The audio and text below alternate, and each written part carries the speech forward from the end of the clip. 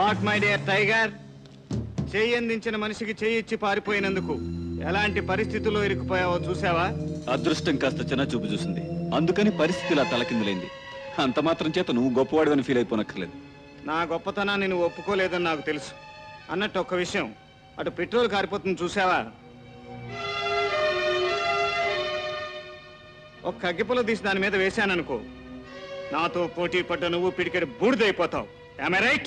మొదటిసారి నిన్ను చూసినప్పుడు మొనగాడివి అనుకున్నాను, కానీ నువ్వు అవకాశవాదివే తప్ప దమ్ములున్నవాడివి కాదని ఇప్పుడు అర్థమవుతోంది. ఓటమిని ఒప్పుకోలేక నన్ను ఎత్తిపొడుస్తున్నావు అనుకుంటాను. ఇది నా ఓటమి కాదు, నీ గెలుపు కాదు. ఆల్ రైట్ రాజా, ఈ క్షణంలో నిన్ను నేను తేలిగ్గా తగలబెట్టగలను. కానీ నువ్వు ఆ పని చేయలేవు. ఎందుకో తెలుసా?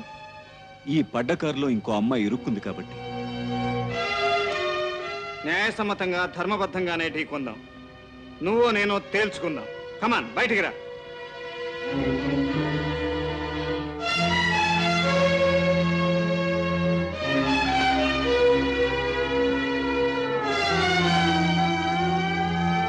రాజా, ఇప్పుడు నిన్ను పోలీసులకు అప్పగించి కటకటాల వెనక్కి నెట్టించగలను, కానీ నిన్ను నేను అప్పగించవలసింది వేరే మనుషులకు. అందుకే ఇప్పుడు వదిలిపెడుతున్నాను. అవకాశం చూసుకుని మరోసారి పట్టుబడతాను. వెళ్ళు.